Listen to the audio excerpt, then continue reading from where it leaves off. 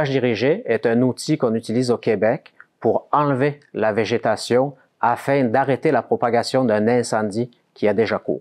Donc au final, on met le feu à la forêt pour arrêter le feu.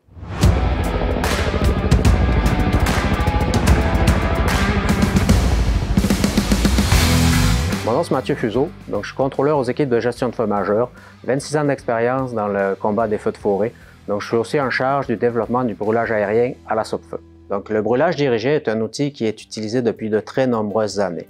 Donc il a commencé à être utilisé principalement par les Premières Nations.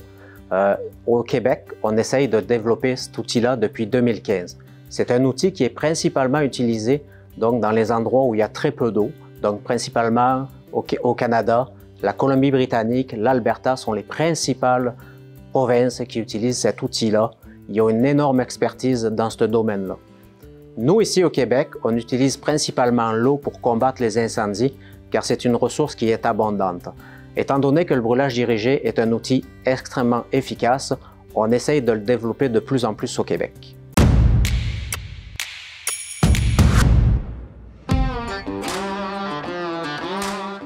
Lors d'un incendie d'envergure, une équipe de gestion est dédiée à la gestion de cet incendie.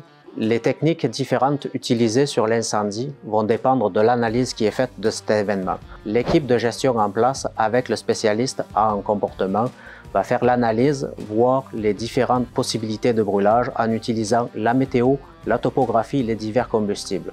Suite à ça, un plan de brûlage est fait qui est soumis directement au commandant d'intervention qui est la personne en charge de l'incendie.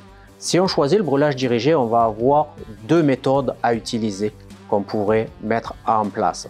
Donc soit l'hélitorche. L'hélitorche, en fait, c'est un baril qui est attaché en dessous de l'hélicoptère. Donc on va venir libérer un mélange de combustible enflammé directement sur le parterre forestier. Donc c'est une méthode qui peut être très spectaculaire, mais qui est par exemple très sécuritaire. La deuxième méthode qu'on va utiliser, donc c'est un distributeur de sphères en plastique qui va utiliser une réaction chimique.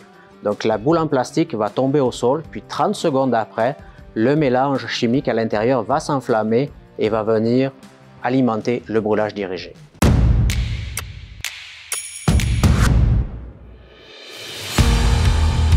On utilise principalement cet outil de combat lorsqu'on manque de ressources parce qu'on peut couvrir une plus grande distance sur le périmètre de l'incendie. Aussi, on peut utiliser ce moyen de combat pour protéger une infrastructure.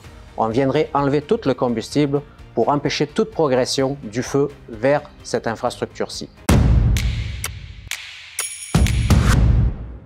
Le brûlage dirigé est principalement utilisé pour combattre les incendies par les agences de gestion de chaque province. Il peut être aussi utilisé par les équipes de gestion à des fins de régénération. Donc, par exemple, Parc Canada, dans le parc de la Mauricie, utilise cet outil-là pour régénérer le parterre forestier. Donc, ils mettent le feu, ils éliminent la végétation afin de prioriser certaines espèces. Parce qu'on sait que le feu fait partie du cycle naturel de la forêt. Nous avons une équipe spécialisée de brûlage qui est basée à la base d'opération de Maniwaki. Cette équipe est composée d'un spécialiste en allumage, mais aussi de 3 techniciens. Nous travaillons régulièrement avec des organismes collaborateurs afin de parfaire notre expertise à la Sopfeu. En résumé, on peut retenir que le brûlage est un outil très sécuritaire. La préoccupation principale de la Sopfeu étant la sécurité, on utilise une équipe interne expérimentée et on fait affaire avec des collaborateurs chevronnés pour parfaire notre expérience dans le brûlage dirigé. Alors, si vous voyez qu'on met le feu à la forêt, soyez rassurés. C'est une opération qui est très sécuritaire, qu'on appelle le brûlage dirigé, qui est faite par une équipe expérimentée.